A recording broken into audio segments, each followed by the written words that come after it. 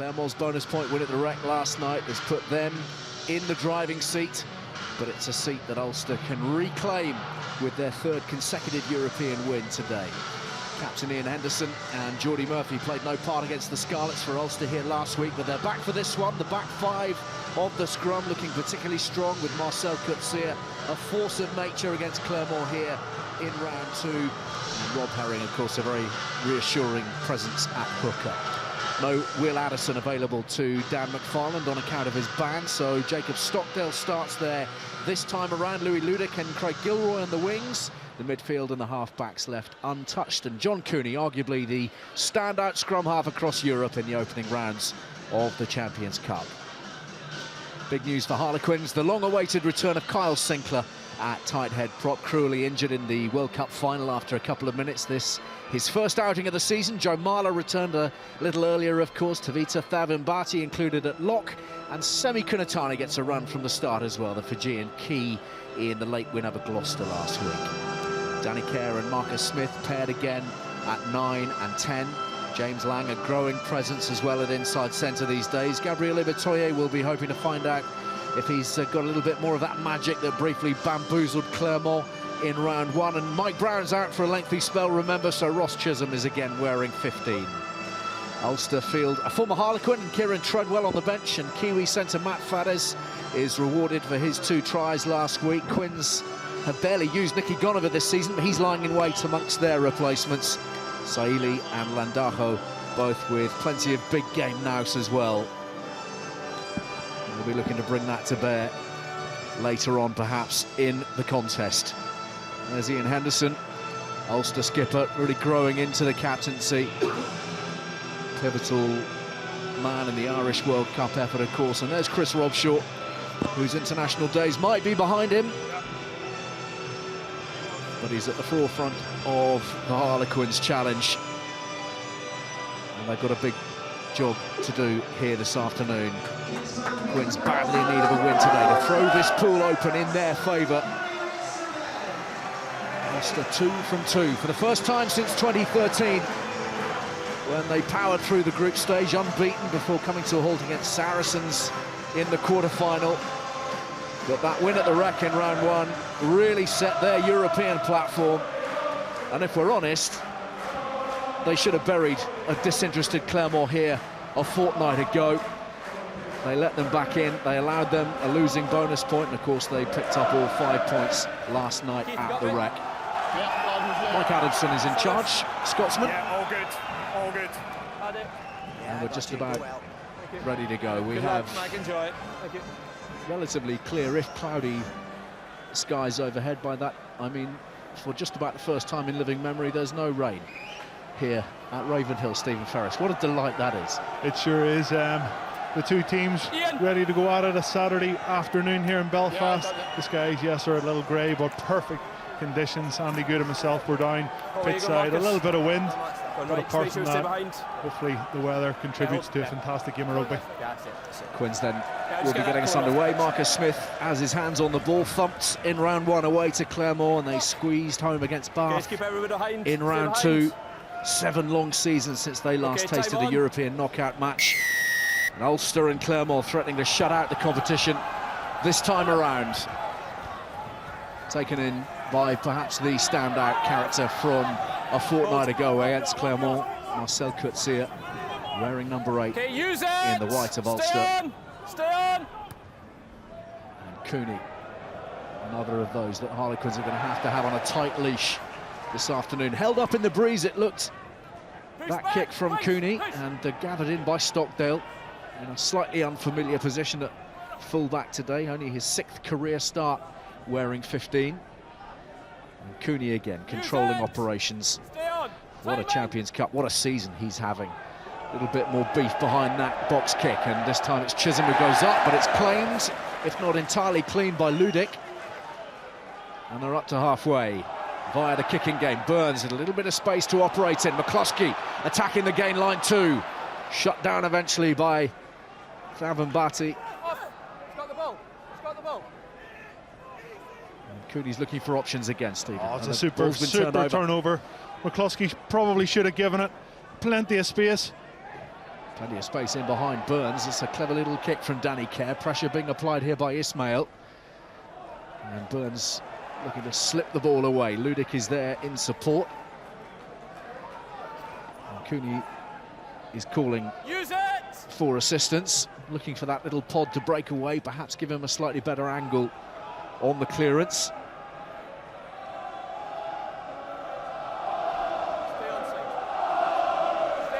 You can see what Ulster are trying to do, playing into the breeze. Cooney putting a little bit more on the box kick.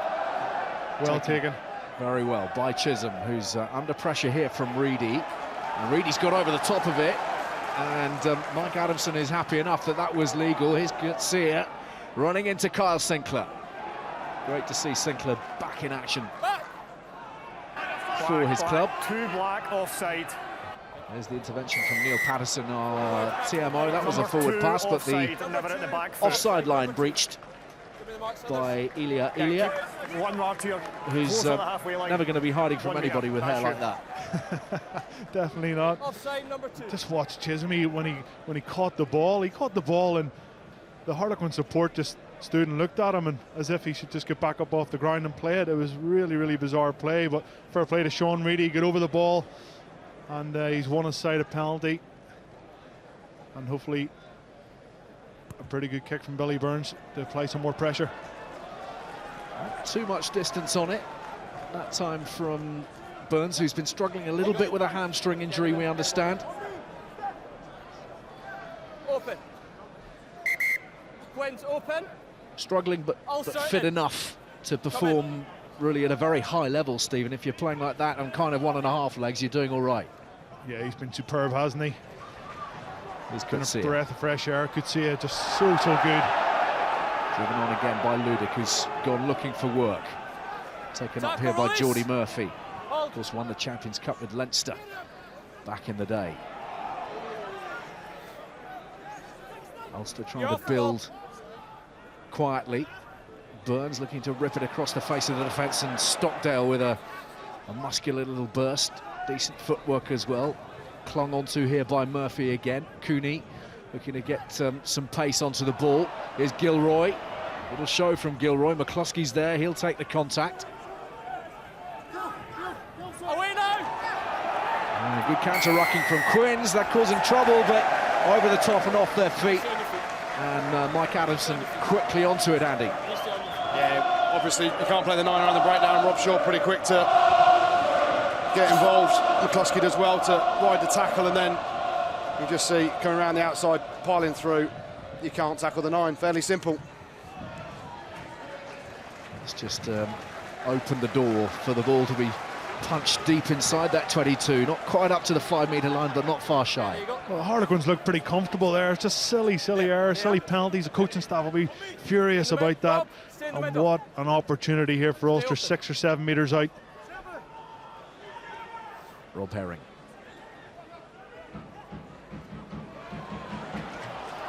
Slick operation at line-out time, and the burst to within 3 or 4 metres, but they've knocked the ball on in contact. It was encouraging initially from McCloskey, but the ball is back in Harlequins' possession. An opportunity goes begging. A very promising opportunity as Kerr clears from immediate danger. Waiting underneath it is Gilroy. And here's Stockdale.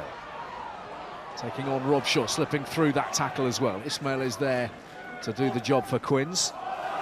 Coetzee. 2 and 4 offside. 2 and 4. And again, the intervention from our TMO on the offside line, which is being policed in effective fashion, seemingly, in these early exchanges. Not something we've always been able to say. Wide from Burns. McCloskey there. Powerful run. Deep inside the 22. Ulster firmly on the front foot. Lovely transfer from Henderson to Herring. They're in over the top of it, but we're going back for a previous offence. The offside that was called in from the assistant. On me, Maggie. 2 and 4. It's pretty tough for Harlequins at the minute, isn't it? They number 2 again. haven't touched the ball really. 94% possession to Ulster at the minute. That man Coetzee carrying big. You can see the offsides coming regularly from Elia earlier. Rob Shaw having a chat with the referee now, but they haven't had their hands on the ball at all, have they? It's been all Ulster. The perfect start, really, without troubling the scoreboard yet. And Rob Shaw getting his men in. knowing full well that discipline is going to be critical this afternoon. And they've had their warning now, Stephen. We know that the referees are trying to get hotter on the offside line in the interest of encouraging a little bit more open play.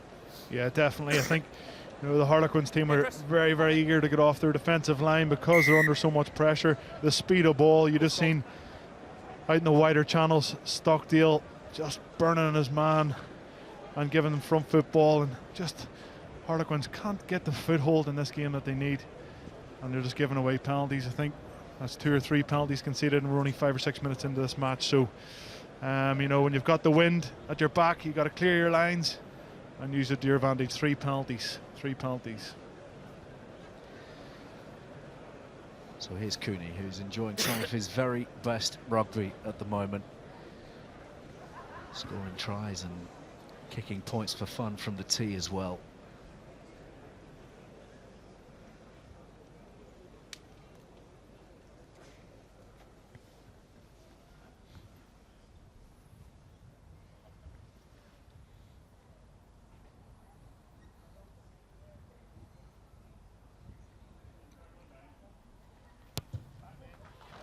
Straightforward settler for Cooney and for Ulster. They've begun in exemplary fashion. Firmly, you would think, in the minds of the Irish selectors at this point, Stephen, with the Six Nations upon us in a handful of weeks' time. He has to be, Ali. He's been superb. He's been fantastic for Ulster, not only this season, but last season, taking responsibility week in, week out. And the likes of Conor Murray should be very, very worried when that man's playing super rugby. Touch has been missed. Chisholm is onto it. No Mike Brown, of course, for what may end up being the entirety of the season for Quins. Care feeds Sinclair. Knocked out in that early exchange in the World Cup final. This time it's Quins who have the penalty advantage from an Ulster offside, and Marcell is back to gather it in. And we are seeing a rather different slant on the officiating here, Andy, I would suggest, over the course of the opening minutes here. They are very, very sharp onto this offside line. Yeah, and it's what you want, because to promote an attacking game, you don't want defences always on the front foot. I think it's really good to get a few offsides in early when they are offside, and it will make defences think about trying to fly off the line and prevent the attack from being spread. So good stuff to start off with from a refereeing team. Line speed has been the mantra, hasn't it, for everybody over the last few years, and Paul Gustard has been at the forefront of that, first with Saracens, now with Quins. But they're going to have to be squeaky clean, seemingly, here this afternoon. What's that? Yeah, well, just make it easy for the boys. Bolstered his coaching staff, of course, with the arrival of Toby Booth a couple of weeks ago. And Smith, who's been in excellent form, not just in Europe.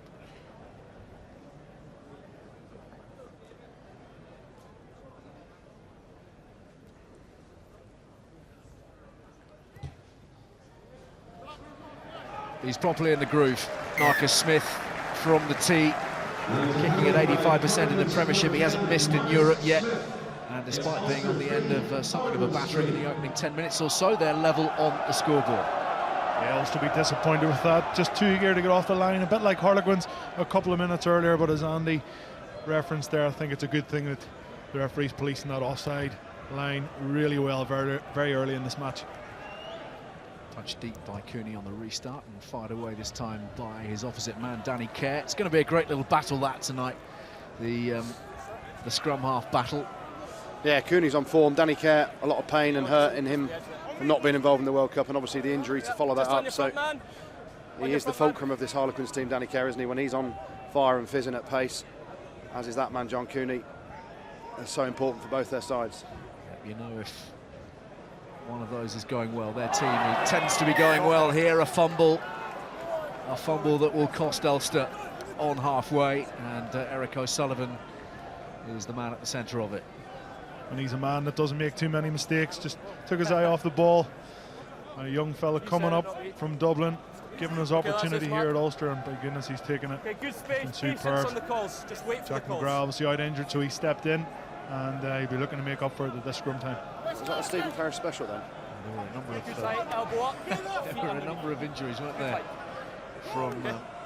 from the game at the Rec. Jack McGrath, Sam Carter, Rob Little all ruled out off the back of that opening contest in the Champions Cup. Set! Stand up, lads. Yeah. Keep shoulders up, better bind, please. Ali, you and I were commentating on the game against Claremont, and there was so much time wasted coming to scrums. You know, there's maybe 7 or 8 minutes of the match was just wasted during scrum time. So yes, the referees are policing this off sideline well. Hopefully they've had a few meetings over the last couple of weeks about the time being wasted during scrums. Look at the time it's taken for both teams to get set up. Just takes away from the momentum out of the game. Set! Looks like a solid base from which to work for Danny Kerr. Here's James Lang, who is a growing presence in that midfield for Quins. Partnership with Smith coming along very nicely, and here is Smith digging that over the top of Jacob Stockdale, but hasn't quite got the angle on it. And it rolls into touch in the in-goal area. Yeah, right idea there from Marcus Smith. Unfortunately, execution wasn't as good as his thoughts were. Got to play some territory, and it's the right thing to do. A good hit up from Lang, you're on the front foot, just poke the space in behind. Find some question marks, find some space, because obviously Stockdale playing his first game for a long time at fullback. Just see the bounce of the ball there goes against him. If that was at Bath last night, that gets stuck in the mud, doesn't it? Well, it sinks into the deep end. Apologies all round. He's a young man who's made big strides in a very short space of time. Only 20 years old. This his 69th appearance for Quins already. It's extraordinary what he's done. So much a fixture at number 10. Crouch! Bind! Set! The ball's available. Could see it for Burns, who has to check his stride. McCloskey.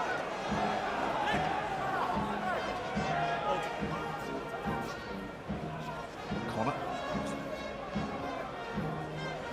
Burns again. Forward, Mike, forward. Runners on a short line, but that pass was forwards. And a combination of Herring and Moore getting in a little bit of a tangle. And again, possession being given up just a little bit too easily for a Dan McFarlane to cast his eye upon. Yeah, I was just about to say great hands from the big fella. Marty Moore, the little tip on. But yeah, you can see clearly it does go forward. Mike, is time off? Mike, is time off? Yeah, time off. Time's off, man. Marty Moore, who, of course, had a short spell at Wasps. It wasn't enormously successful. And he's Mike returned to just in downtime. It was very these shores in the hope that he can press his international case. Away, just both front rows just get up and walk away. Just a bit of handbags, just both boys holding on to each other. It's a pretty positive start from Harlequins. In fairness, they're making Ulster make some mistakes in this match. Last week against Scarlets in the Pro 14, it was 20 points after half an hour, and the game was done and dusted by half time. So, you know, job well done in the first 15 minutes or so. 13 on the clock by Paul Costard and his team. They'll be reasonably happy. They had been making fast starts, haven't they, Ulster? And they've stymied that at least, and they also seem to have just drawn the sting from the crowd. It's pretty quiet around here. Even Chris Robshaw's bored at the scrum situation at this juncture.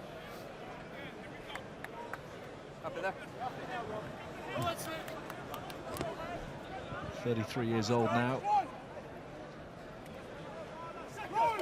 Fascinating to hear him talk on Gallagher Premiership tonight the other day about his decision-making under pressure, which he feels is just one of those things he'll be learning all the time as a player, referencing 2015, of course. Very honest appraisal, and we're going to do this all over again, I think. Lads. But first, we're going to check each other's shirt sizes. Triple XL, mine was. Just in case anyone's asking. Just triple? Yeah, well, yeah. That was on a good day as well. Yeah, once it's finished. Lads, don't push after the whistle's gone, please. Thank you. Lads, there wasn't any stability, then we came up on the mark. We're going again. I mean, it seems to me that it's incumbent upon hold the pressure, the referee as much as anybody to ensure this happens quickly. Yeah, it is, but it's getting the balance right as well, isn't it? Because you actually want to see a contest, and you want to teams to profit if they have the stronger set piece, but we do see a lot of reset scrums. Going back to Micro, I love them because it gave me time to breathe and catch breath, but you can see the frustration around the ground, and the players, they want to get on with it. We want to see a fast game, but it is an integral part of the game that we want to see. So there we go. If in doubt, give a penalty. And it's Danny Kerr who's thinking about it. Number 1 collapse. Number 1. Making sure the Ulster defence was honest, and Eric O'Sullivan has been singled out here. It's not the scrum per se that anybody's concerned about, though, is it? Once they're actually engaged, that's the bit everybody enjoys and relishes as a rugby union supporter. It's the faffing around that goes on before. The faffing around, and you know, I don't know how many scrum sessions I had over the years with Ulster and Ireland. You know, there's so much time and effort during the week put into scrummaging, and then when it comes to the game, everything seems to slow down. You know, everything's in slow motion. It just needs to be sped up, and as you rightly said, that needs to come from the referee as he slows the game down once more. A little bit more noise ringing around the Kingspan now. Elia for Quins. They've got 1 or 2 men down at hooker, with Scott Baldwin unavailable. Picked up a neck injury against Claremont, and Buchanan injured at the moment as well. Dombrand has launched, very well tackled in the midfield. That was Billy Burns, one of the slightest players in the Ulster side, taking out one of the biggest. This is Ibitoye, a little bit of space opening up here. Good footwork. He's released Ismaiel. Cover is good from Ulster. 4 men onto it, and they're scrapping for possession. Kerr, though, has it. Elia with the inside ball, looking for Levis. Kerr again, whips it away. Driven on by Thavan-Bati. And Harlequins pressing for the first time meaningfully in the opposition 22. No hands! Dombrand again. Brilliant try last week against Gloucester. Here's Kunatani. Don't want to let him slip free. Incredible leg drive and power. And he's got within 5 metres. And he's clung onto the ball just about. It's there for Kerr. And he heads to the open side. Long she goes from Chisholm, and he intercepts from Ludik. And he's driven away into touch. Yeah, you can see the frustration on Dombrand's face there. There's numbers on the outside, but Ludik does really well, gets in the passing lane. And then when you've got a fullback in Chisholm that's at 10, you haven't got that Time's off. ability to make those decisions time in, time out. And unfortunately, he picks the wrong one, but there's some good carries, aren't they? He gets to the edge here. Campagnaro with the short line, Ibitoye out the back. So exciting, isn't he? Great footwork, speed, balance, and then talk about excitement. Kunatani, big, strong, powerful Fijian, just pumping the legs. Henderson really does exceptionally well to manhandle him, and then that's just a speculative floater over the top, isn't it? Goody, I said to you before the match about one of the ways of breaking down Ulster is just one pass out from the rock, just try and go through them, don't try and go around them early doors. The line speed that Ulster bring really plays into their hands, and you know, just those one-out runners, they're making ground, they're making yards. But what a beautiful run by Ibitoye there. He was absolutely superb. He was the man, of course, who set up the try for James Lang. One of the bright spots. There weren't all that many on that famous night at Claremont when they had 50 points put on them, but Ibitoye's run was something to behold, wasn't it? He's an amazing talent, great footwork, and he's been scoring tries this season, Andy. He's definitely one to watch. Yeah, he certainly is. Really exciting. Anytime he gets his hands on the ball, things happen, and he carries it sometimes in one hand, does allow him to get turned over and the odd knock on, but that try that he created for Lang over in Claremont was phenomenal. And if I'm Marcus Smith, I'm trying to get the ball in his hands as often as possible. Rob Shaw with line-out ball for Quins. What's going backwards? Elia breaks away. A little isolated and being held and then dumped by Marcell Coetzee. Driven on here by Kunatani.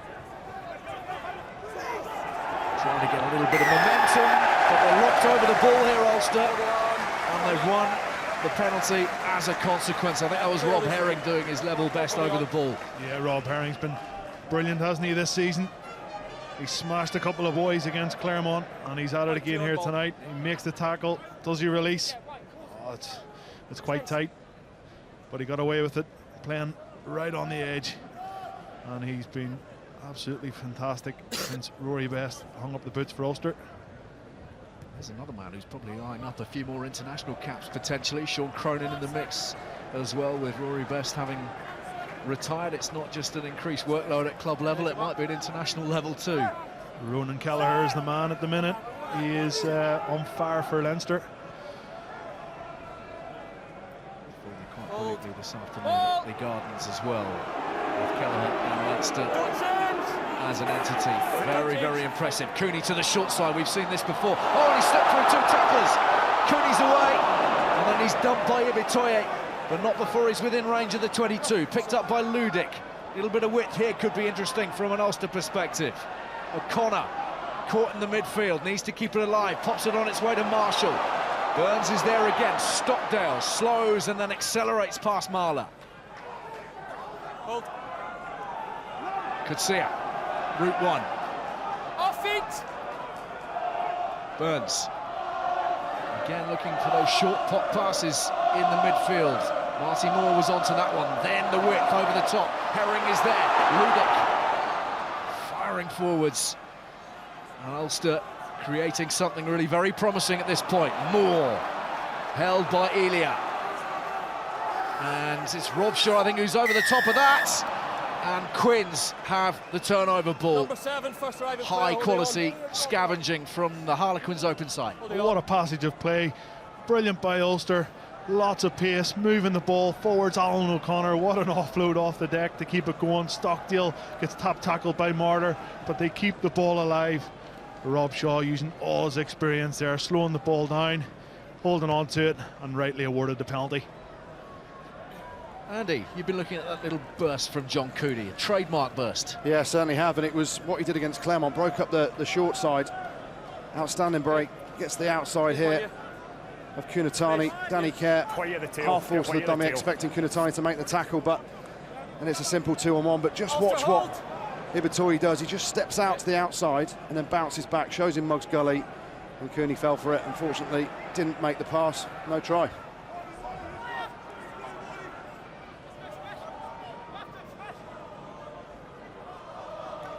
There's Marler.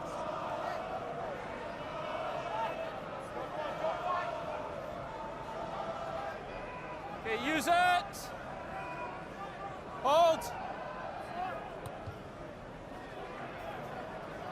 Tester for Ludik. Takes it safely, shrugs off Ibitoye, and then is ended. My goodness, that was some collision.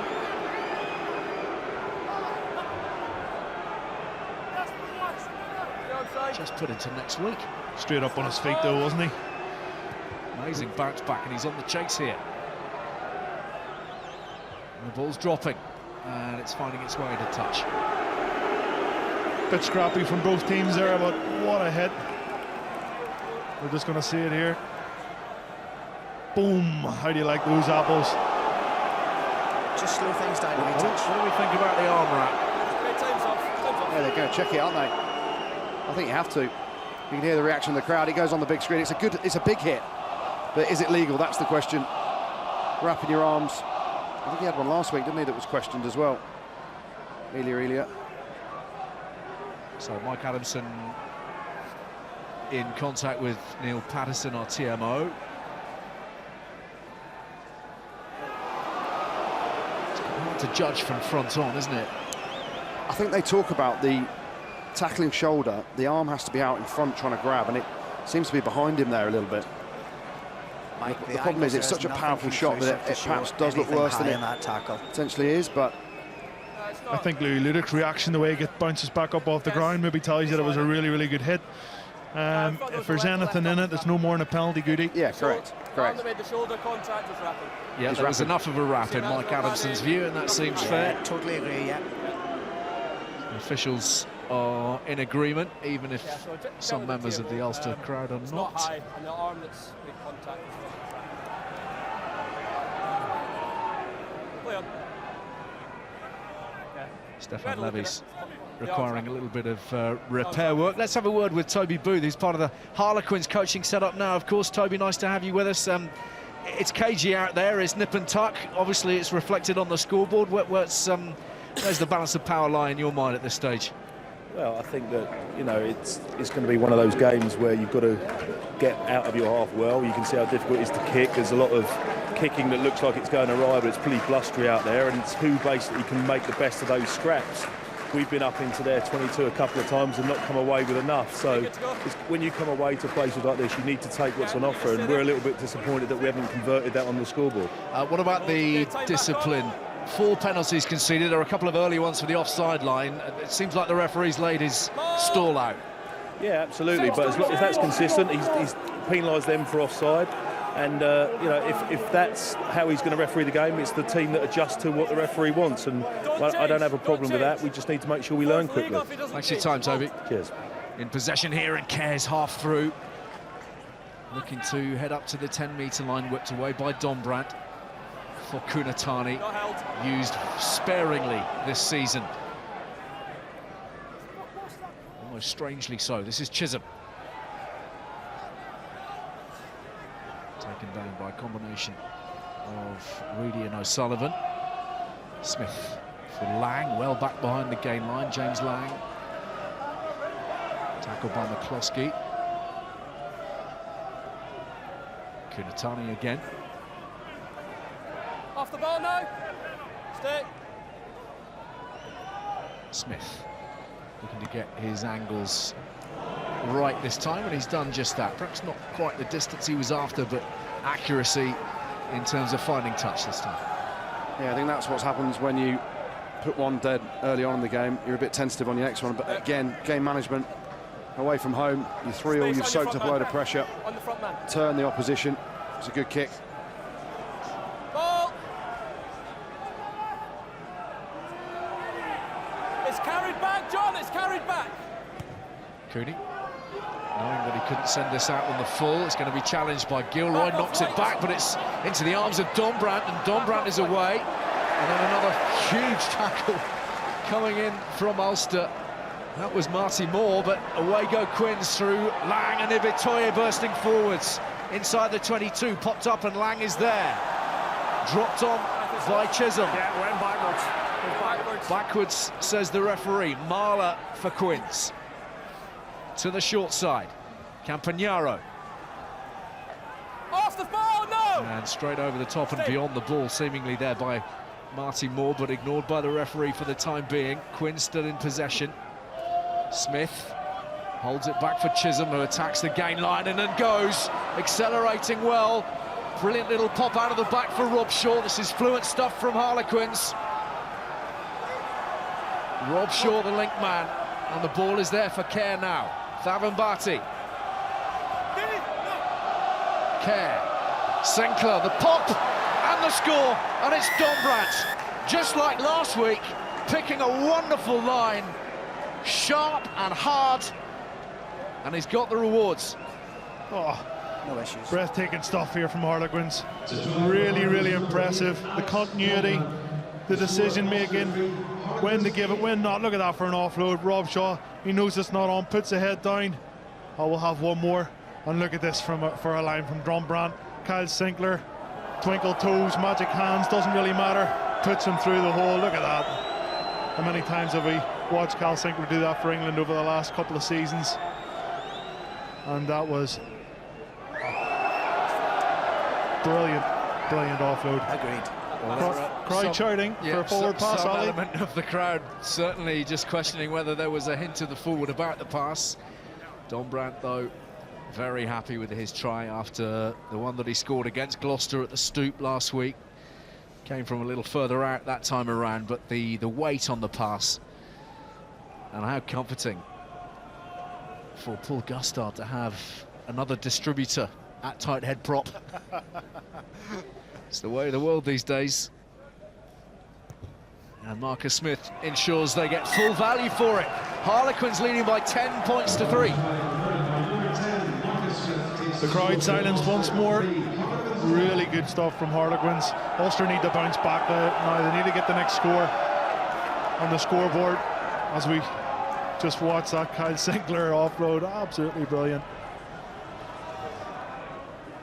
Well, he grew up playing a good deal of his rugby at number 10. You suggest that that's simply because they wanted to get the ball to him as much as possible, Kyle Sinclair, but now Harlequins and indeed England are profiting off the back of it.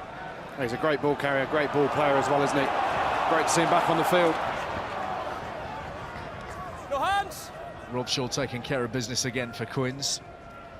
Inside their 22.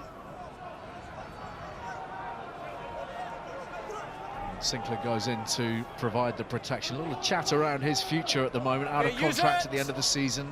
Hold. Talk about Gloucester and Bristol being interested amongst others. You'd be hard-pressed to find a club who might not be interested in a man of his quality. There's a very high-quality clearance from Danny Kerr. It just shows you the strength of the wind. You know, Ulster can't rely on that to get themselves back into the game in the second half, but a beautiful box kick there. Right back into the Ulster's half, and they have to go again. It's the early part of the season. Danny Kerr, of course, with ankle trouble. Stay. Firmly established once more. Henderson calling the instructions. Murphy leaping highest, and a penalty going Ulster's way as Number 4, straight to the side. Stefan Levis, I believe, is the man who's been picked out. South African who arrived from the Lions over the summer.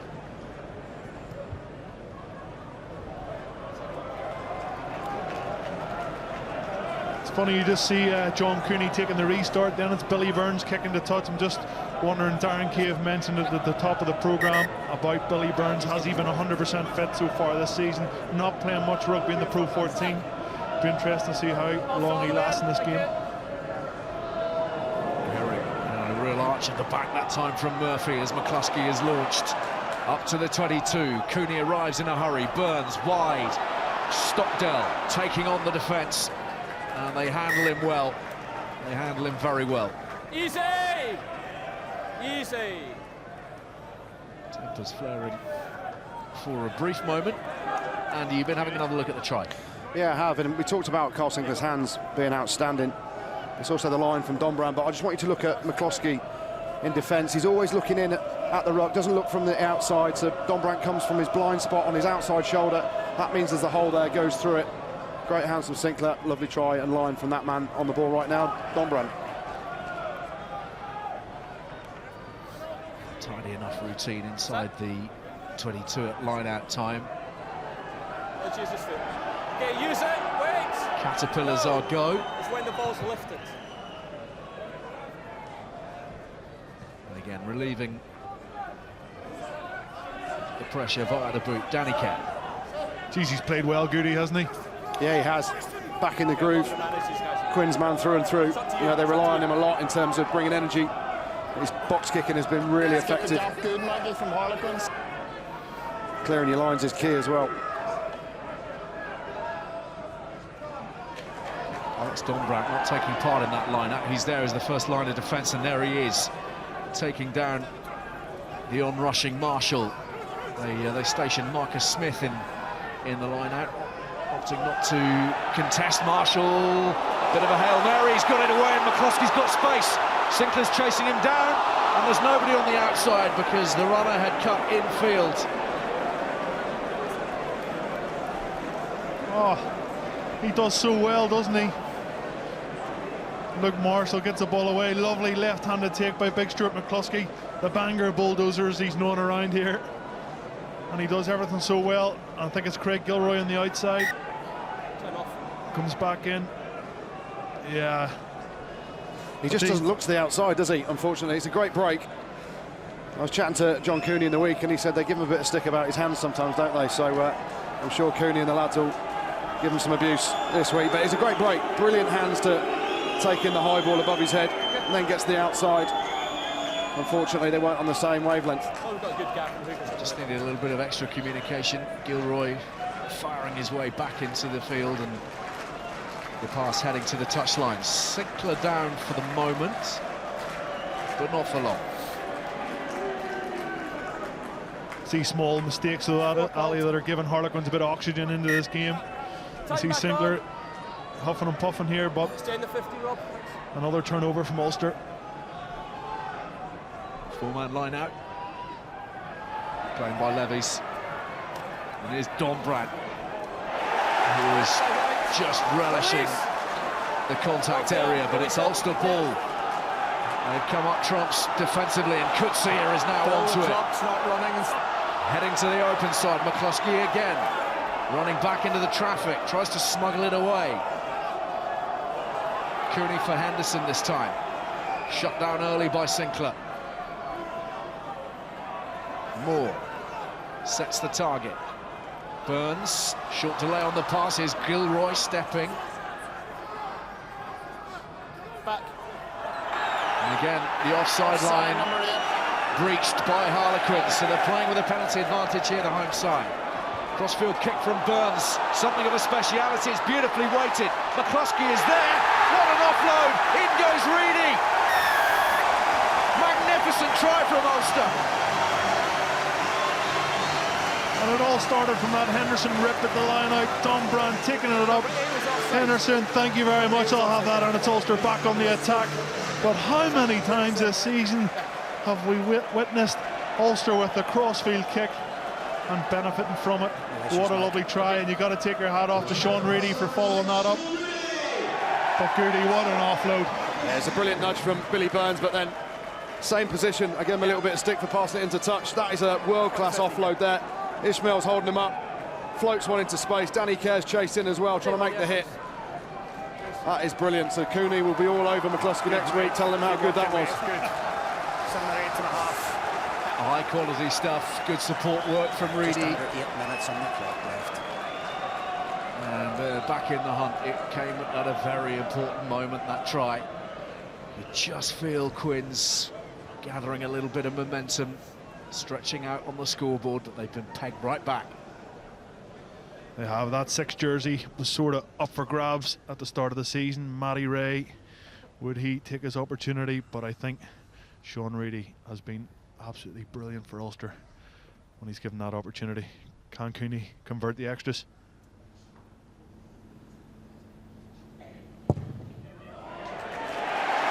Drills it. 10 points each. 33 minutes gone. Bubbling nicely. Yeah, they needed that quick response after Harlequins' try. Lovely crossfield kick there from Billy Burns. The one-handed offload. Outstanding bits of skill from both of them. It starts with Henderson's rip, though, doesn't it? That was the turning point from the line out. We're all square at 10-all. What a take from Henderson there as well. Incredible acrobatic work from the Ulster skipper. Harlequins. Advantage? Yeah, black. Another Chasers infringement in front, come back for the penalty. from Quins. In front of the kicker, back for a tackle off the ball. Everything positive is coming through. Henderson in the pack, and McCloskey Off the kick-off, in the there's a back line. tackle off 9 the ball. carries so far from Off the McCloskey. kick-off, there's a tackle off the ball. He has been the banger bulldozer indeed, but those silky skills and hands is really causing this Harlequins team problems. Tell you what, the officials are bang on it today. They are not missing a trick.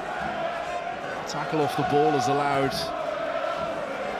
Billy Burns plenty of time to measure this one up, and he sent it well beyond the 10-metre line. Look at that from Henderson. The number is Outstanding work. Number one. Joe Marler clearing out. Eric O'Sullivan off the ball. And it's given up field position, which Cooney and indeed McCloskey are looking to profit from. Yet again, the offside line has been called out by our TMO, Neil Patterson. Onwards they go through Gilroy. Campagnaro makes the tackle. Ulster pressing just outside the 22. This is Herring. Still with a penalty advantage. Burns for O'Sullivan. Burns again, Ludik, inside ball for Marcell. And this time Murphy couldn't quite hang on.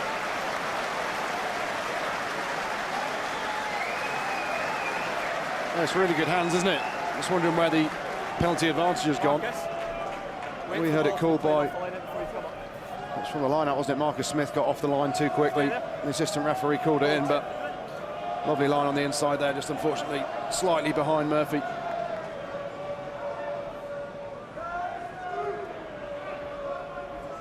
Once again, a little bit of pressure on the Quins line out. It's gone loose. Herring is there, mopped up by Reidy, and here's Coetzee, held by Dombrandt. That's a tasty clash tonight.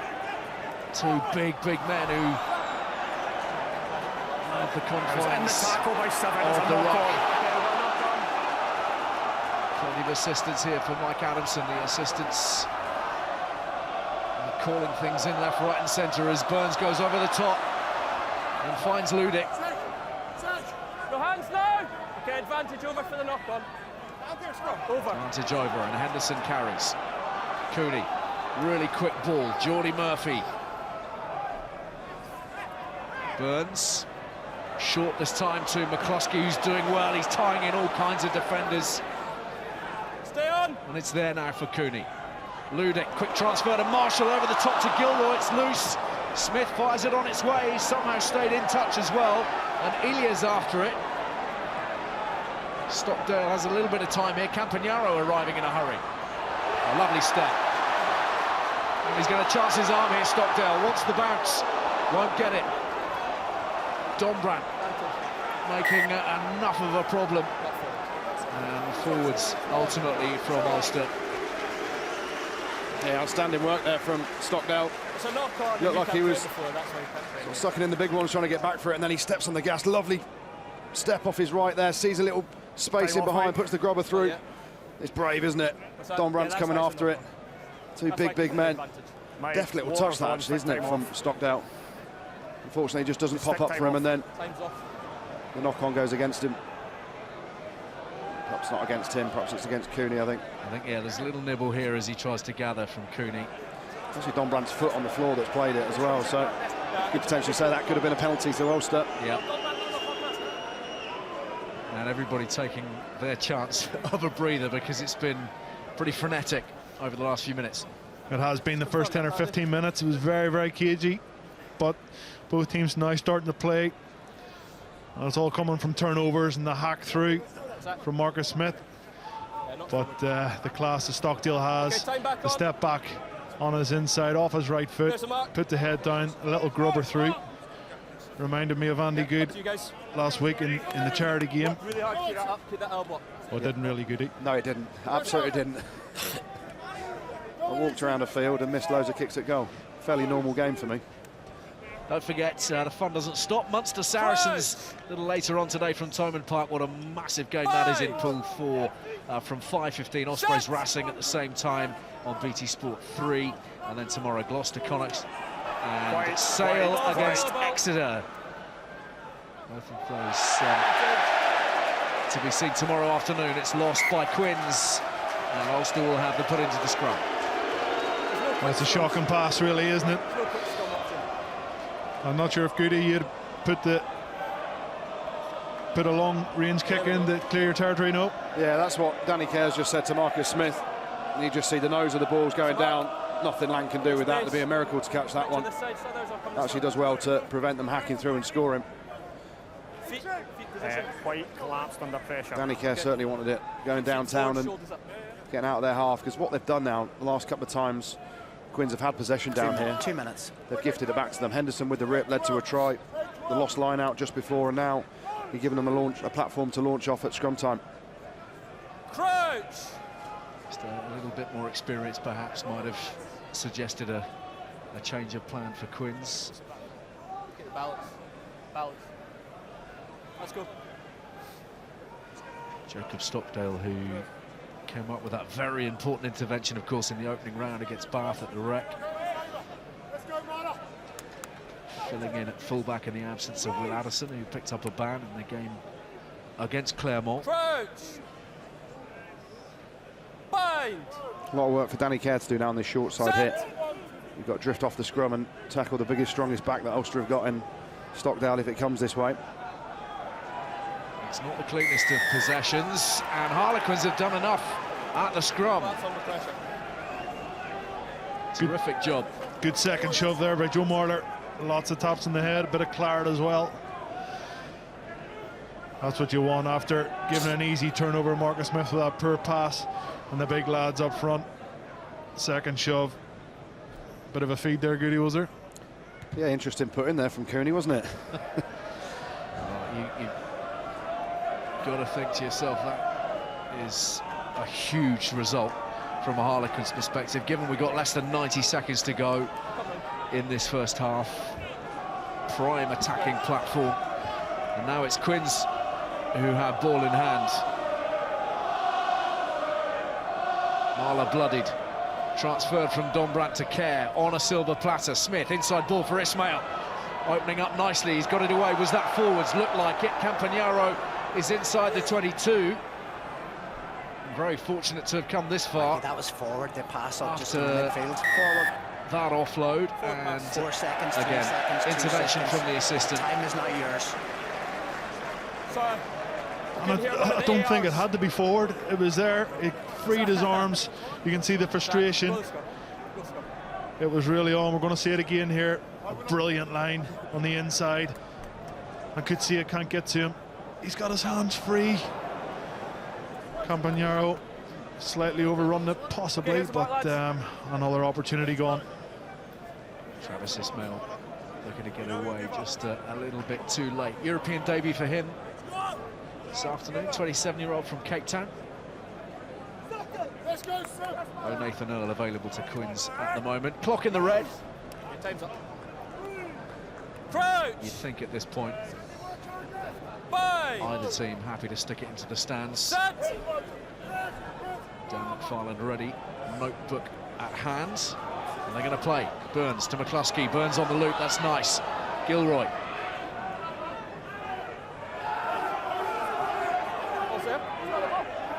Cooney, driven off the ball by Robshaw.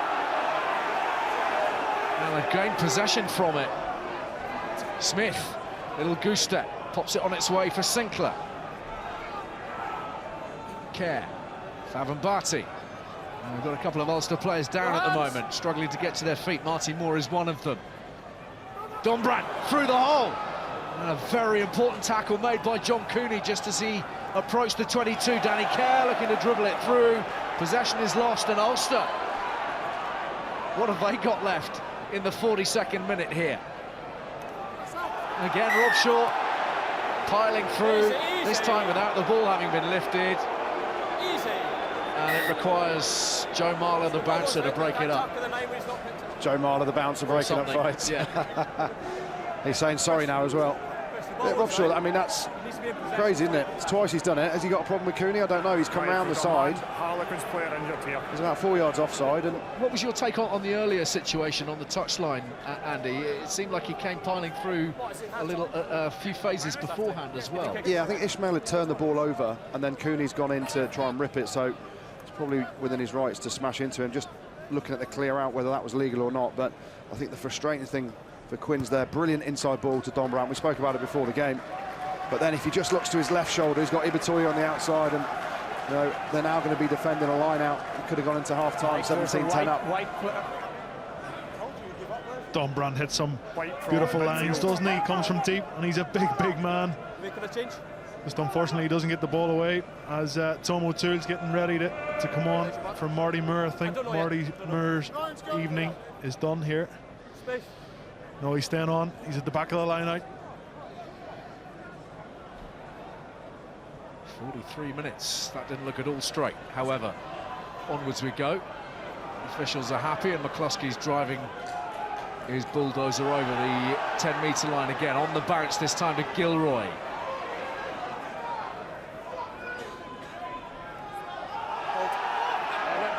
Quick transfer between the two locks. Henderson carries it in. Burns. Could see it. Quite getting the traction that he had against Clermont. Marcell Coetzee. Another cheeky little chip from Burns, this time directly into touch, and that will herald half-time. 43 minutes and 40 seconds in which neither has come out on top.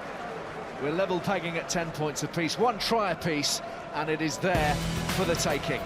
Half-time at the Kingspan after tries for Alex Dombrandt and Sean Reidy. Ulster 10, Harlequins 10.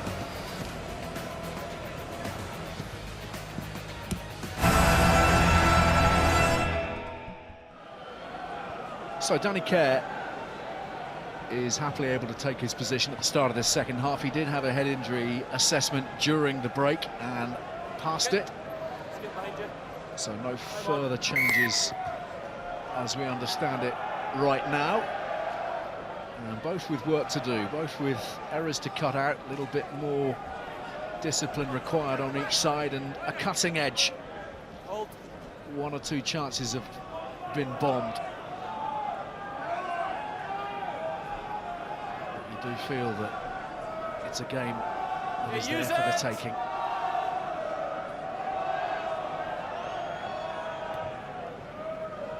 Hugging this touchline with Quins obviously playing against the breeze in the second half. Stockdale runs into Marty more, but is not obstructing the tackler, so onwards we go.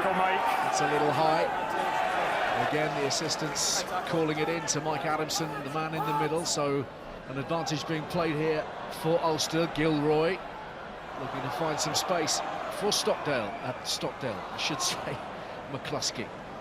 And Marshall carries it onwards. Good continuity here from Ulster. That's the 22-metre line.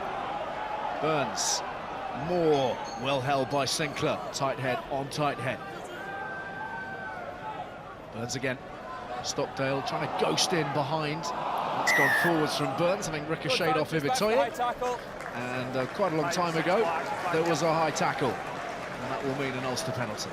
I think it was Marcell Coetzee carrying the ball. We can just see just a bit of a high tackle there. Wasn't too much in it, but the referees have been very strict on all the rulings so far this evening.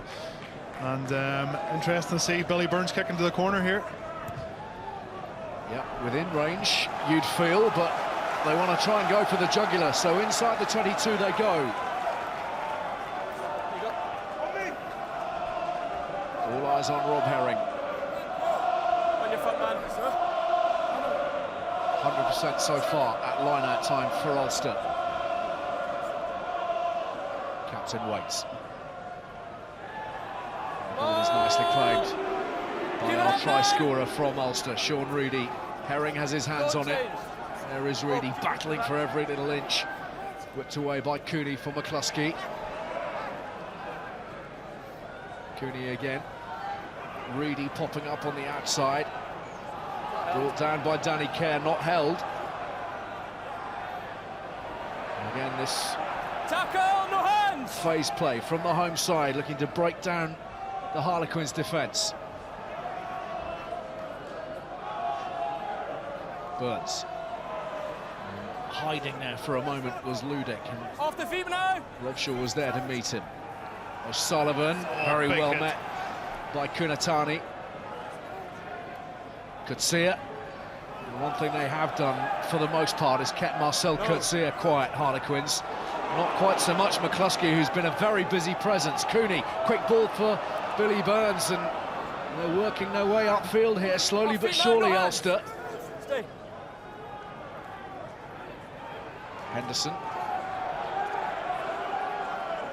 Stay down 4. Coetzee. Burns. Marshall, and again it's McCloskey! Oh, what a finish! High quality stuff from Stuart McCloskey. That took a bit of doing. It was far from done when he received the ball. Yeah, and what a ball it was as well. Just see Joe Marler on the edge there. Ball goes in behind the back, then it's a 3-on-2. What about this ball? Flat, hard from his centre partner. Marshall, an outstanding pass at the line, and that gives him the ability then just to bounce through. It's then a soak-up tackle from Chisholm coming across, and when you're the man of McCloskey's size and power and pace, what a seed that is, straight across the face of Stockdale. That means you see Chisholm half backing off, which means he's got momentum to power in, power over, and the perfect start in the second half for Ulster. Numbers up there for Ulster, but Campagnaro is down. Looks like he took a bit of a bang. Would he have been in the defensive line a couple of phases after that? Possibly. But Ulster exploited it. Really good hands from Luke Marshall, who's been a little quiet tonight, but showing his skills with a beautiful pass out to Stuart McCloskey, who has really been setting the tone here this evening for Ulster. And fantastic finish.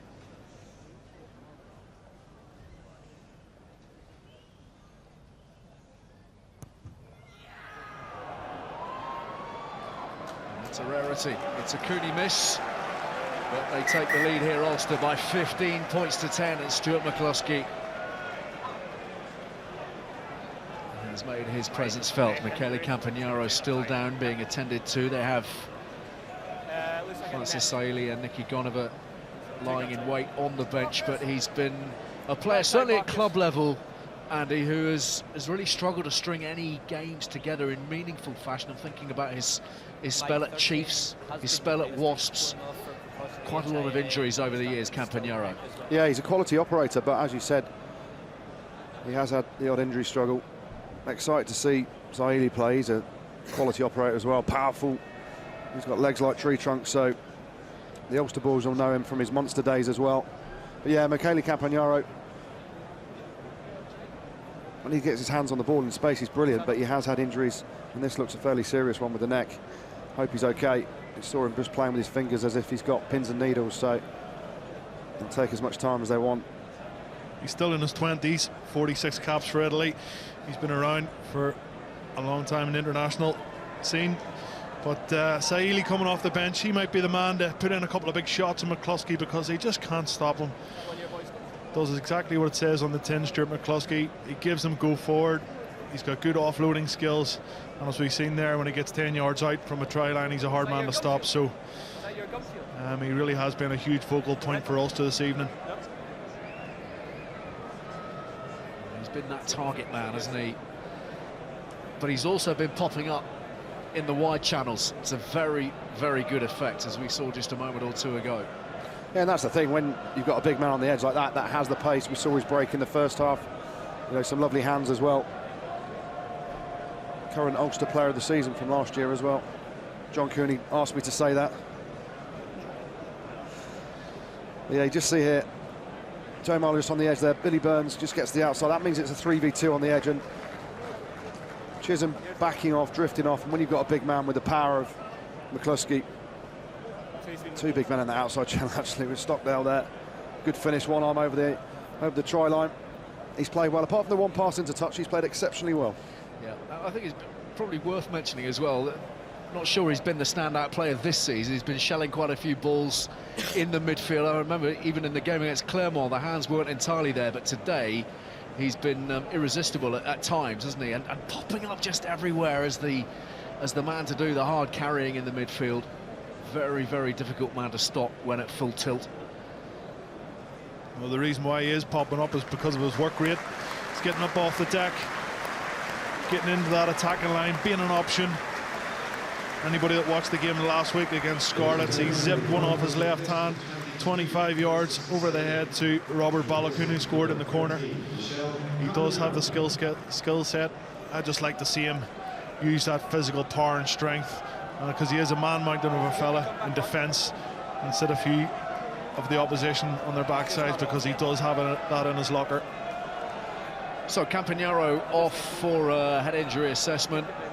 I think it's unlikely that we'll see him again this afternoon, with Francis Saili now ensconced in the centres, and Marcus Smith with the restart, taken in by Cooney. Low scudder, but effective, and riding on the breeze to some extent as well, beyond halfway. I just don't get that, Andy, kicking to the scrum half from a restart. No, it's a bit of a nothing kick-off, isn't it? It's not high enough. There's not a particularly strong chase on it. And the last thing you want to do is kick to a scrum after it's just going to bang it back 40-50 metres. Ball claimed here by Levis of Harlequins, and immediately you're seeing the physicality of Francis Saili. Former All Black. Smith finding Lang, who's pirouetting through two. Not finding a way past Alan O'Connor. Favan Barty holds it up for Smith. This is Ibitoye.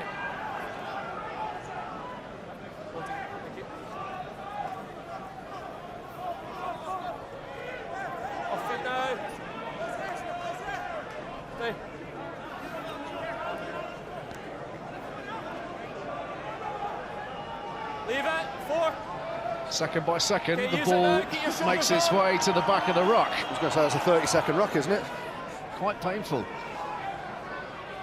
Stockdale claims that well. Dragged down by Ibitoye. Reidy. He's a fraction high from Marty, but it was legal enough, right in front of Mike Adamson, the referee. Coetzee. Marcell Coetzee has been chopped by the ankles all night long. He's a real strength for Ulster, but when you take that out of Ulster's game, but a bit of space on the outside. Ludik. Kept it alive well. Reidy is there, fighting for the space. Cooney for Coetzee, and they've had a plan for him, and you need a plan. That much is obvious. They've kept him on a short rein. Okay, use it. Cooney with the kick. Chisholm underneath it. Big chase on here from Ludik. Jordi Murphy was a little bit premature, and that's a Harlequins penalty as a result. Number 7. Yeah, good refereeing again, because it doesn't often get picked up, does it, on box kicks? Players just strain in front of the kicker. You see there, Cooney takes the backward step to make himself another yard to box kick, and as he's picked it up, Murphy goes forward. Quins have gone, and they've gone through Danny Kerr. Marcus Smith is there, and he's releasing Kunatani.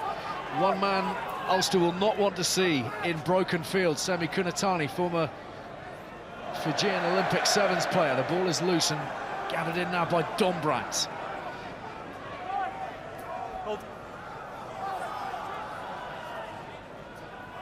Marty. Smith. Saili. Patience here from Quins. Burns very quickly up, and he's swiftly onto Elia. Ibitoye having to work hard as well. Sinclair. Saili. Driven to the ground by McCloskey, but high. Saili heading downwards all the time as Lang drifts it forwards, but that's within kicking range. Number 12. Not a huge amount in it. Saili seemed to be dipping into the contact, but as we know, that is no longer tolerated. He always goes for that wrap tackle, you know. It's okay when the attacking player isn't coming with as much force as that. He can hold him up, try and choke tackle him, but that's where I'd like just to see Stuart McCloskey get a bit lower, put a bit more impact into the tackle, use that weight, that size that I talked about. But this is an easy 3 points for Marcus Smith, right in front of the sticks, into the breeze ever so slightly. You would back him, Andy, to send this over, wouldn't you? You would, but I always used to say no kick's an easy kick. There's no gimmies out there, just in case they miss. The quality kicker, though. Yeah, he's been stats are pretty really good. Nicely, isn't he?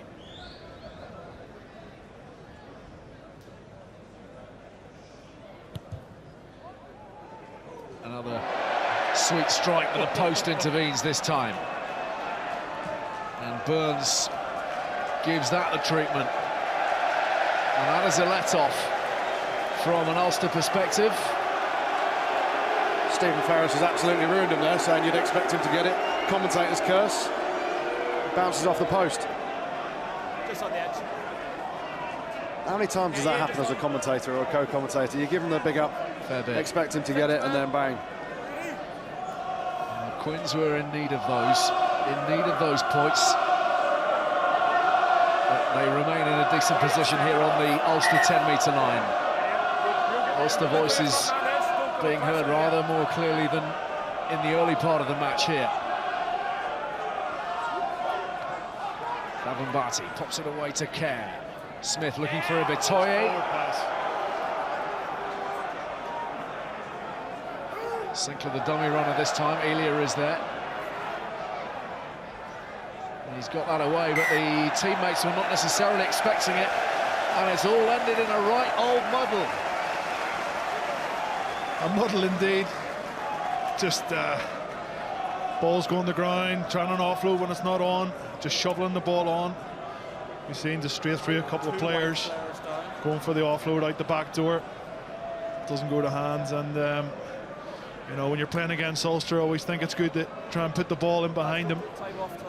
Keep trying to turn their big men.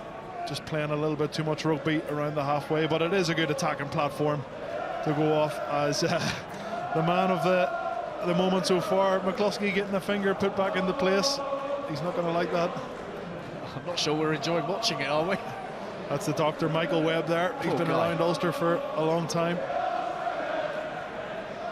That looks excruciating. Munster Saracens, 5:15 this afternoon. BT Sport 2 live from Thomond Park and BT Sport Ultimate as well. Huge match from Pool 4. Ospreys Racing simultaneously on BT Sport 3. Munster and Racing, by the way, level on 7 points at the top of Pool 4. And then tomorrow we're into Pool 5. The bottom two face off at Kingspan Gloucester against Connacht. BT Sport 2 HD, and then are offering at 3 o'clock tomorrow afternoon Sale against Exeter, the top two in Pool 2, and it is a sellout at the AJ Bell. Still going with the finger. Giving it a good old wrench, aren't they? Oh. We shouldn't laugh. I mean, that does look impossibly painful. Dan McFarlane probably very grateful he's sat in the coaching box at this point. Man who has brought so much energy to this club since arriving. Been around the block a little bit. Connacht, of course, as well, but McCloskey somehow still able to smile, or is that a grimace? A bit of both, I think. He won't be happy with Michael Webb, the doctor, I can assure you. 5 or 6 attempts to get it back in, but he's been brilliant tonight, hasn't he? Okay, he's lads, you got it back in. Let's go. Oh, we got it back in. Let's go. Only in rugby can those words be uttered. It's all right. Your finger's back in its socket now. We can play on. He just wanted a big cheer from the crowd, didn't he? He's been phenomenal today. 17 carries so far, 75 metres made. Nice and square. Scored a try, created one with his offload. Outstanding game so far. Crouch. Bind. Set.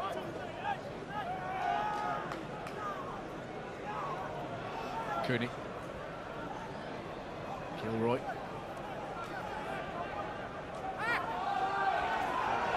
Another little high from Dornbrand, that's been allowed to slide on past. Here's Coetzee, and now he's got a little bit of space, but Care cleverly hanging on to the boot. Stockdale. We've got a little bit of pain for the Ulster number 8. Coetzee is not moving very freely, or has he just lost his boot? Just his boot, Ollie. I think it's just the boot. On goes Burns for Marcell. Herring, quick transfer to Ludik. Over the top, but forwards. Referee spot on there, right in line with it. I like what Louis Ludik does, though. He throws the pass, then continues to run forward, trying to make out it's not a forward pass. Only about 4 yards, but just watch him afterwards. He keeps going forward. You always tell when a player jumps. You're like, oh, have I thrown that pass? Yes, you have. A little skip on.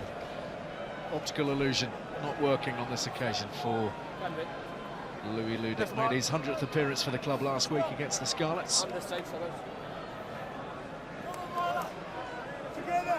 Sixth season now, and a useful man to have across the back division. Able to slot in pretty happily anywhere from the centres to the back three. Yeah, Mr. Consistent. Ollie, you'd probably be able to back me up. Has it been 10 months since he scored a try?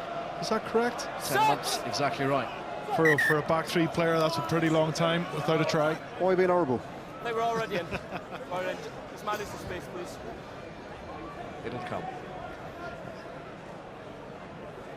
Let's go. Trouble at scrum time again.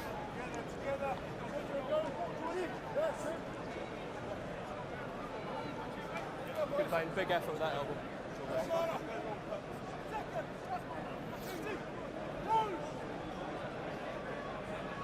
It is a process, isn't it? We spoke about it in the first half. I was just thinking Mike Adamson's beard looked a little longer.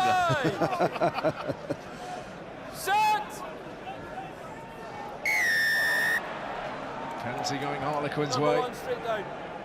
And Eric O'Sullivan, not for the first time today.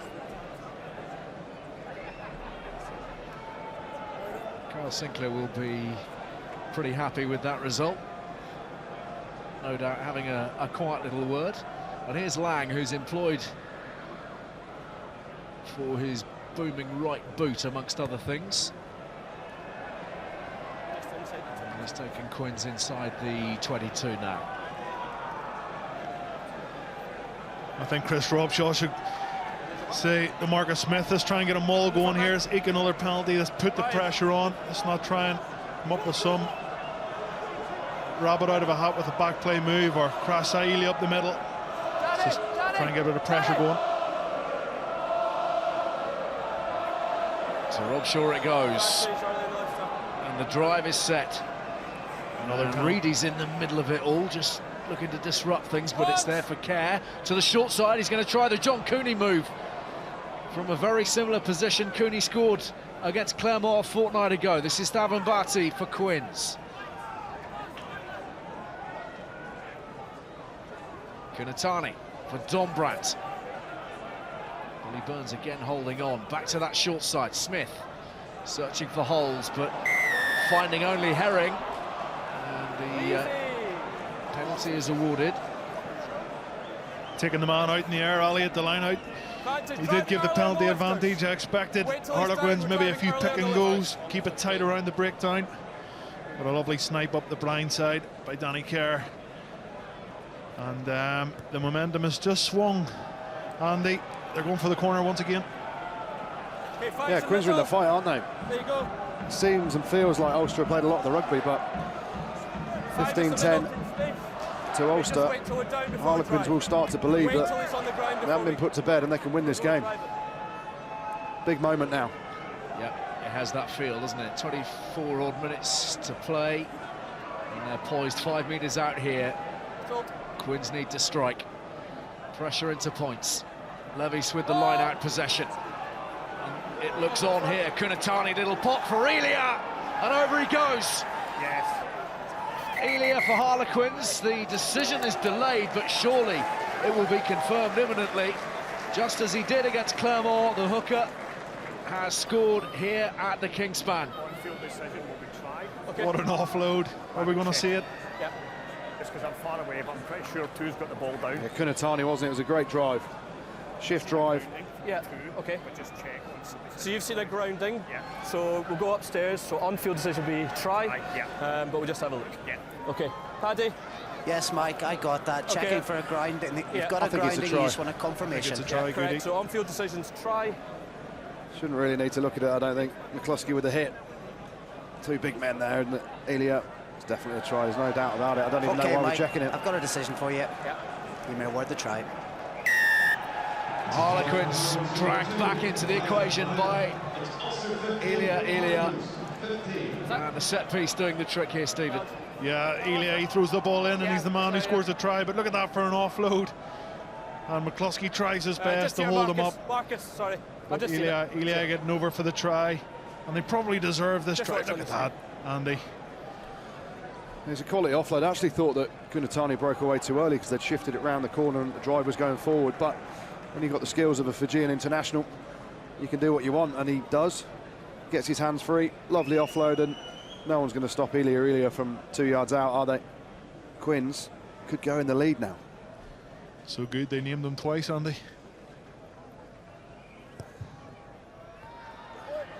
And the post not intervening here from Marcus Smith. 17 points to 15. Quins back in front as we head towards the final quarter. I didn't see this coming, I'm going to be honest, Ollie. I didn't see it coming. I thought Ulster, after performances over the last few weeks, we see a few changes. Kieran Treadwell coming on, Alan O'Connor going off. Just looking a bit more life and energy into the team. And straight a kick to Danny Kerr, who's going to clear the lines once again. Measured it beautifully, Kerr. Taking it well beyond halfway. That is an immaculate clearance from a Harlequin perspective. Just enough to ensure that there's no pressure straight off the back of the try. Yeah, it's a brilliant clearance kick from Danny Kerr, but again, you go back to the kickoff. Not enough height, not enough hang time for the chasers to get after it, and gives Danny Kerr the opportunity to hoof it back into Ulster's half. One stop. There's the new man Treadwell in the middle of all of that. Ibitoye, oh, he's lost it. Ludik has it. A And Ludik is setting off for the try line. Brilliantly brought down by Caird. Desperation from Harlequins. But the alarm bell's still ringing. There's the intercept. Dombrandt is away. And Dombrandt has an awfully long way to go. Ismaiel for Ibitoye. Broken fields. Clawed down. This time by Henderson. What a tackle by Henderson. Extraordinary stuff. It's still on, Ali. It's still on. Quins will be liking the look of this, particularly Chisholm. Attacks the 22. Elia is there, and he'll have 2 in as many minutes. And Harlequins taking charge here in Belfast. Oh, what a passage of play, end-to-end stuff. Dombrandt with the intercept. I thought he was going to go the length. I'm going to check for you. But he pulls up, he gets the ball away. Is the referee happy enough with this? You got to the back foot. Yeah, I think I heard him say they're going to check it. Dombrandt, what a read that is. He's gone for broke on his own line, and then Just making sure just looking all the way around, isn't he, for someone to finish off the try because the tank was empty. Anyone, he's looking absolutely anyone. The key thing here is whether he was onside when he gathered it in from the intercept. I believe that's what they've gone back to look at. For me, Paddy, looked like he got back foot, but we'll have a look, please. Yeah, I'm just going to check for that intercept. Big screen option, Mike, I mean, it's a brilliant read. You can't see from that angle, can you? I love the way he gets to the 22-metre line and he starts looking around for someone. Anyone, come and finish it. Brilliant play from Dombrandt. As long as he's onside. Marcus, I told you time was off. I told you time. Is he onside there? There's no issues there at all. He may want to try. There's not much in it, is there? I think he's all right, to be honest. Ian. Okay, so the TMO has had a look at it, and he's happy he made it back onside before he came off the line. So the try was side, yeah. Okay.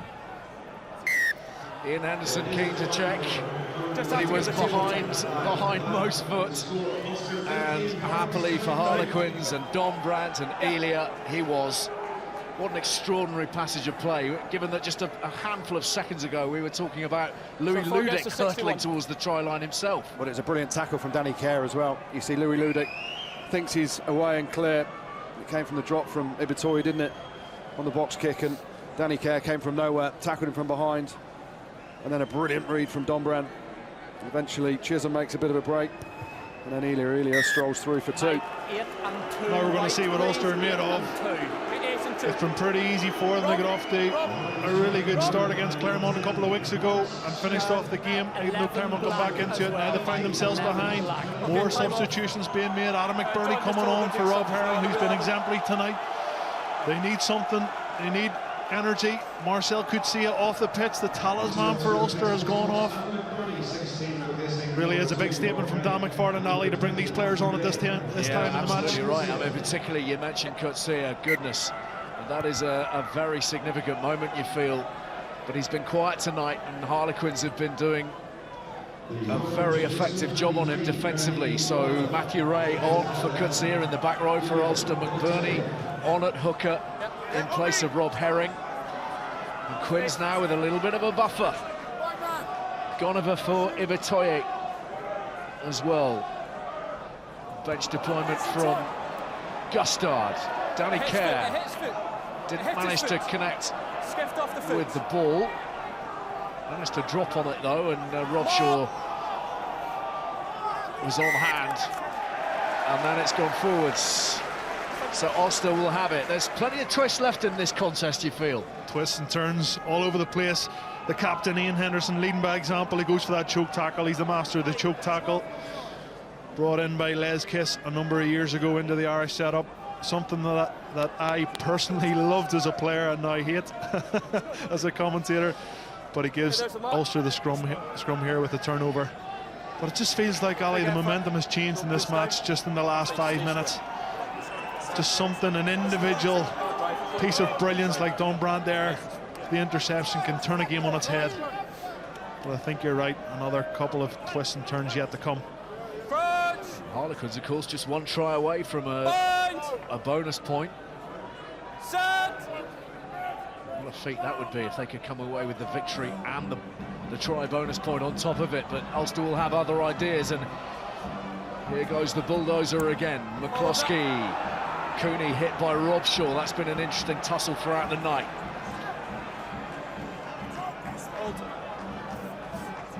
say the night, it's only mid-afternoon, but it's pitch black overhead now. Leave him. Smith. Chisholm. Stepping on the gas, and Lang is well held by Ludik. There's Nicky Gonover. Use it. Only his second appearance of the season for Harlequins, obviously engaged with Fiji during the World Cup. Marty, another Fijian who played throughout the group stage. Use it!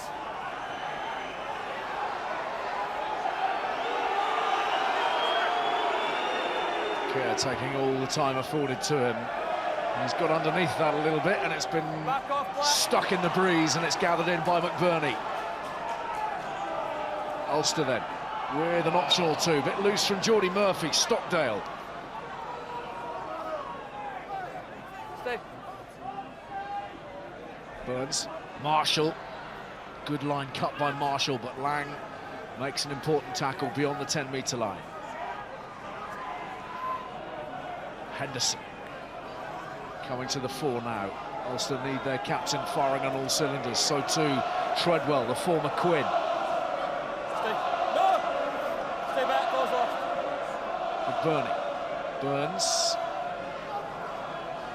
Ulster just need to be a bit more direct, just shoveling it on, a bit more like it there from O'Sullivan. Burns, just waiting for the kick from Burns. There wasn't much doing on the phase play. To test it for care, fine angle.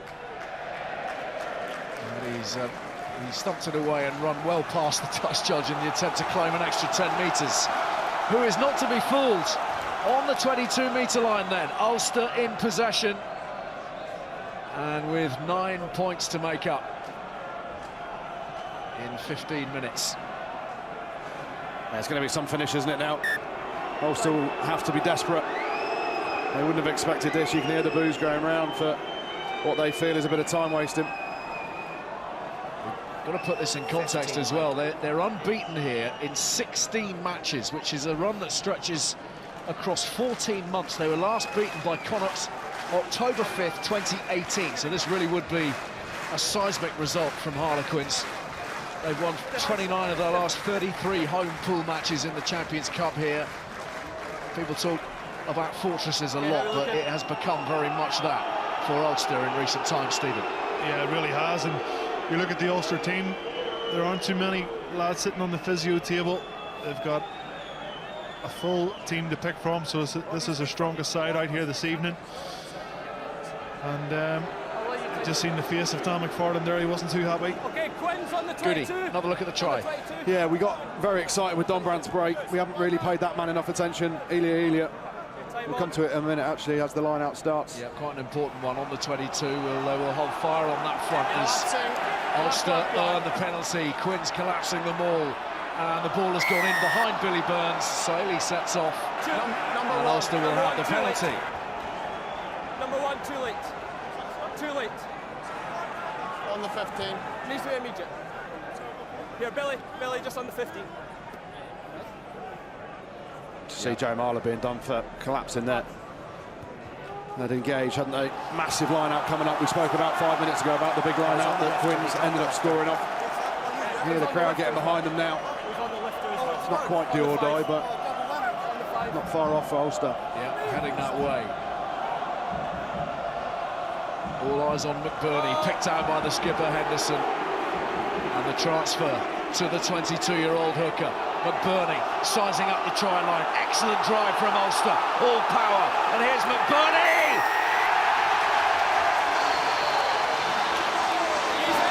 The roar tells you everything. Tempers fraying. But Ulster back in the mix here. And intent on a big finish.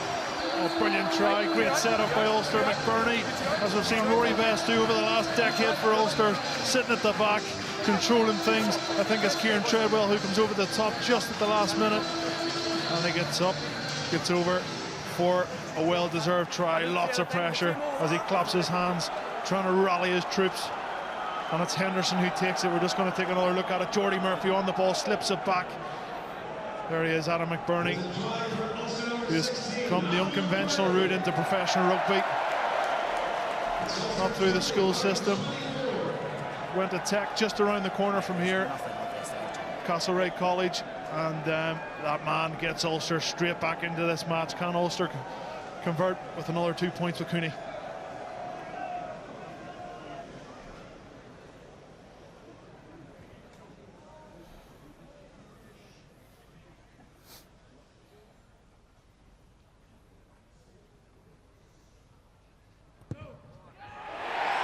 Just 2 points in it. Mike and a black 3 and 9. 3 and 9. And Adam McBurney. Just his second try for Ulster. And what an important one it might prove to be. Changes being made by Harlequins. Simon Kerrod is on in place of Kyle Sinclair now on the tight head for Quins. 1 second, 3. And Martin Landajo is on for Danny Kerr as well, the Argentine international. Yeah, fine now. 12 and a half minutes remaining. So much still to do. Thavan cut down by Cooney. What a good tackle that was. He was beginning to motor. They're inside the 22. Landajo. Robshaw.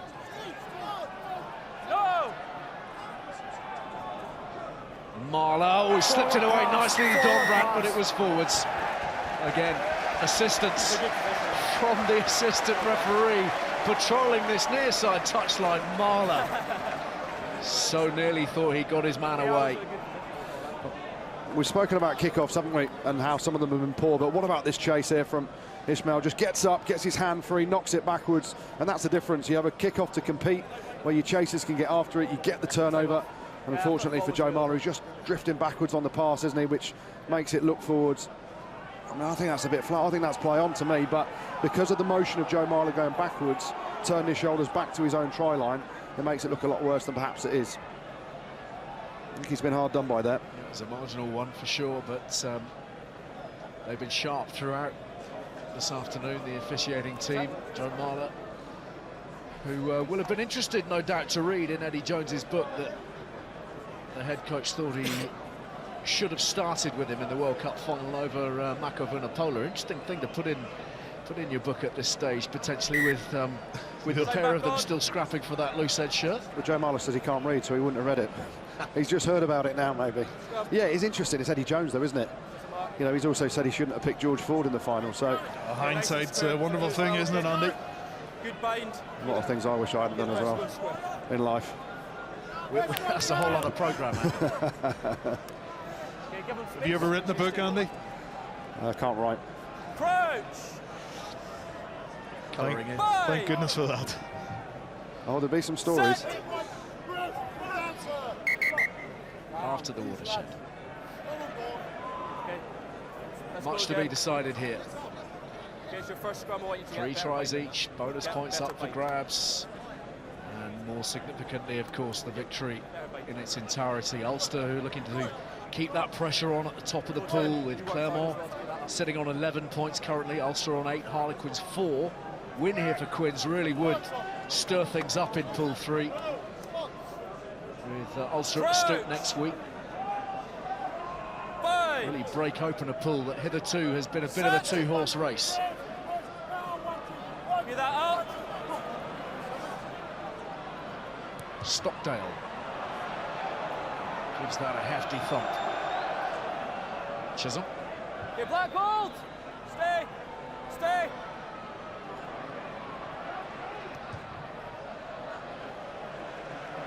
And the territorial battle, for the moment, being won by Ulster, thanks to the Cooney distance. Yeah, it's going to be won by Ulster. They've got the wind at their backs. Cooney recognises that. Lovely end over end. Round the corner kick. Gives them... Andy's just looking at me. I'm amazed that a back rower talks about kicking technique. End over end, round the corner. Awesome, Stevie. Frustrated 9 or 10. Here's Elia. Scorer of 2 tries here in Belfast this afternoon. We're into the final 10 minutes, and again that combination with Rob Shaw providing Quins with their supply line at line-out time. Don Brandt at the back of this drive. They're going to take some of the energy out of these Ulster forwards. Landajo find it right back to Marcus Smith, who was under a whole heap of pressure, and he's just handed the ball back to Ulster and Stockdale, who's got Ludik outside him. Lang makes the tackle. Knock on. Knock forwards, and Gonover has it for Quins. Stay back now. Hold. Rob Shaw, held by Reidy. Stay on. Use it. Tom Laude's on the field. Kunatani replaced in the back row for Quins. In goes Thavan Barty with a clear out. Use it! More bodies required for the Puma. She goes hanging in the air, and Ludik comes forwards and couldn't quite cling on. Rob Shaw is onto it, so they're playing with a knock-on advantage here, Harlequins. Smith, he's tackled himself. Good tackle though. It was a promising start, and then his feet went from underneath him. Use it. Kerrod lined up and waiting. Here he goes, former Worcester man. You just see Rob Shaw there, he's looking for the knock-on. He wants to go back to the knock-on advantage, take the scrum. The advantage has been called over. It's been called over. It's not gone anywhere. Here's Laude. Don't know why it was called over. They've just been drilled back 10-15 yards. 9, use it!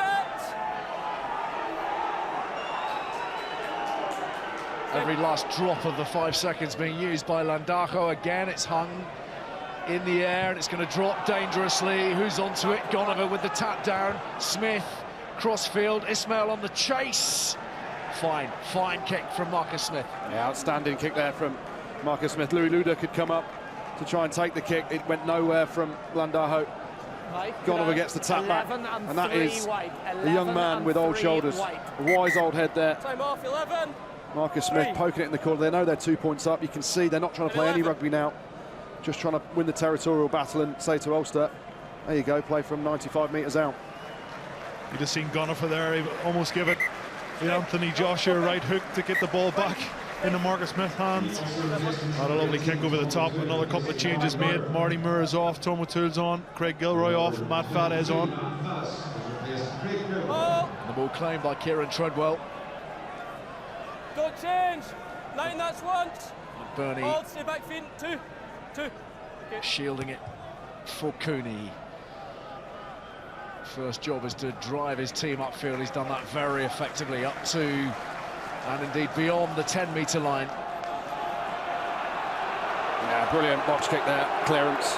He's actually been hard done by. It looks like it's coming now a bit further up. You can see the boos and the cheers. That man, Elia again, going down the cramp.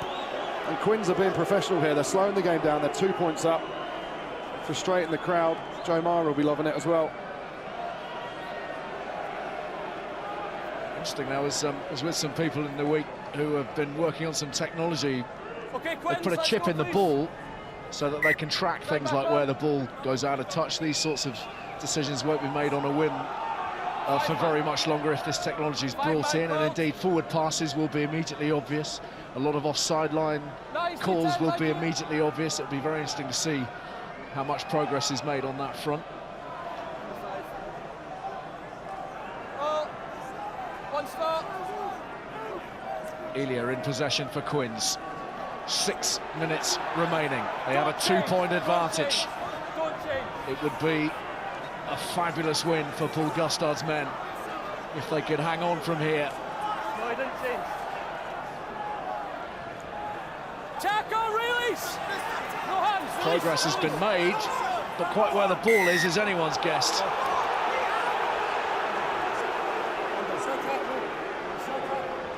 Okay, ball carrier broke away. The ball's gone to ground. It's unplayable. It's a scrum.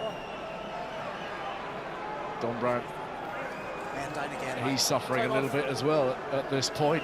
Some tired bodies out there. Some big questions being asked. Yeah, you can hear the boos around the stadium. They thought that was a maul, but really clear refereeing again from Mike Avinson. Said the ball carrier broke away, it was a tackle, and it became unplayable.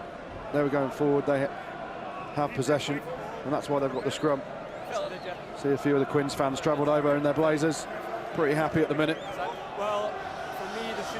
So Alex Donbrand repaired.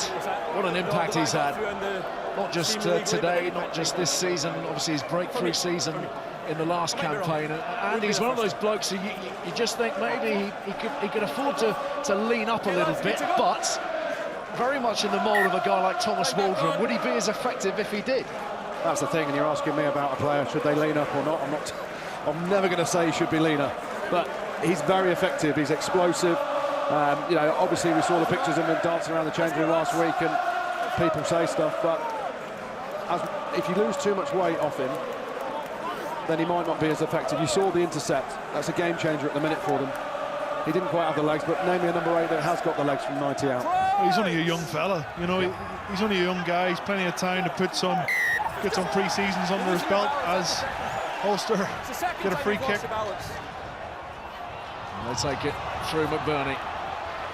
There's an element of desperation about Ulster at this point, into the final 5 minutes. Cooney for Burns. McCloskey, brilliant today.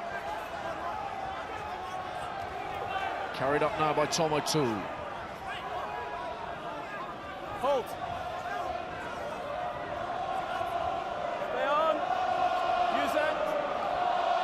Cooney to the air. Ludik chasing for all his worth. It's swirling in the breeze, and Chisholm does well. Very, very well. Slips past Ludik.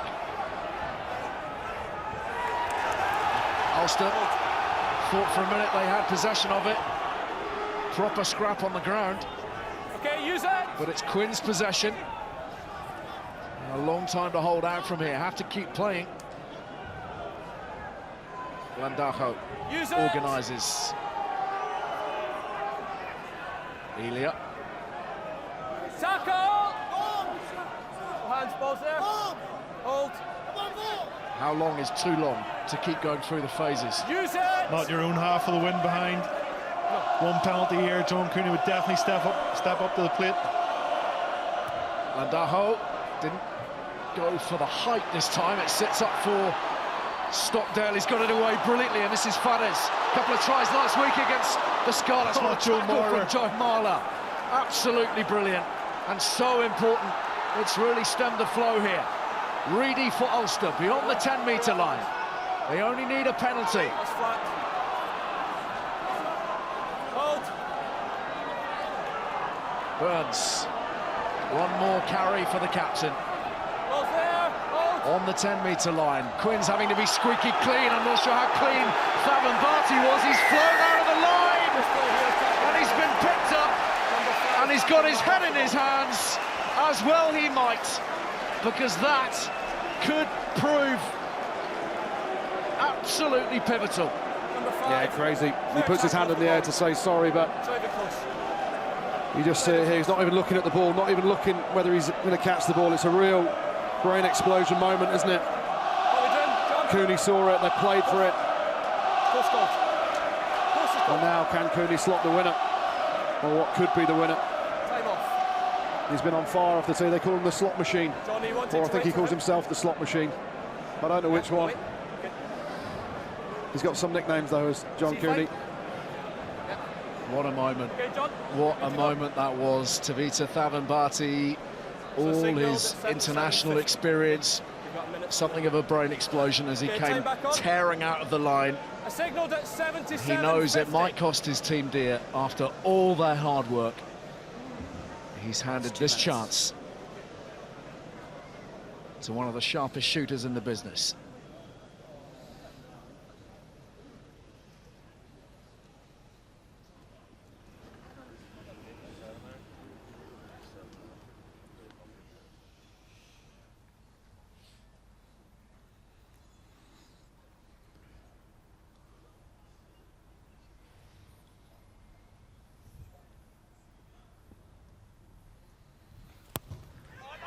climbing, it's climbing, it's through! Cooney again! 1, 2 and 4. The star man at the wreck against Bath in round 1. The star man in round 2 here against Clermont. Has he nicked it again? Yeah. What a kick. Stepped up to the plate. I said he would step up to the plate if he got an opportunity. He did that, and he nailed it right between the uprights. A brilliant kick, Andy Good. Yeah, phenomenal. The pressure. Stadium was quiet.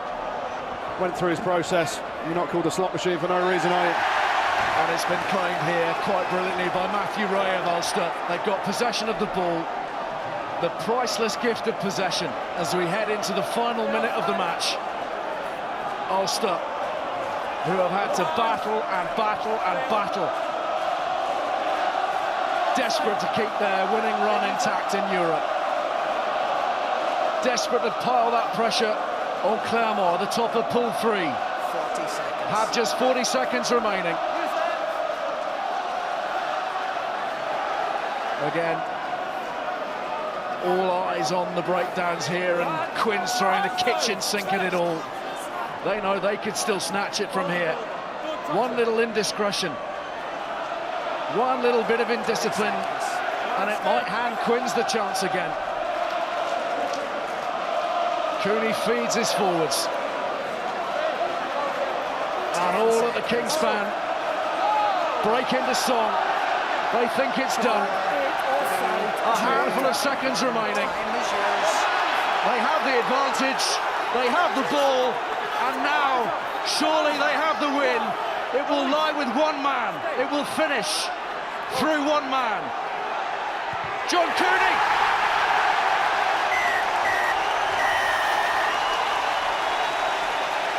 Ulster snatching victory at the death. Back to the top of Pool 3, they're still unbeaten. And they'll head to the Stoop next Friday with a win behind them. A priceless win against the battling Quins, who have to settle for a losing bonus point, but it might just do for their campaign. Brilliant finish. Full time at the Kingspan. Ulster 25, Harlequins 24.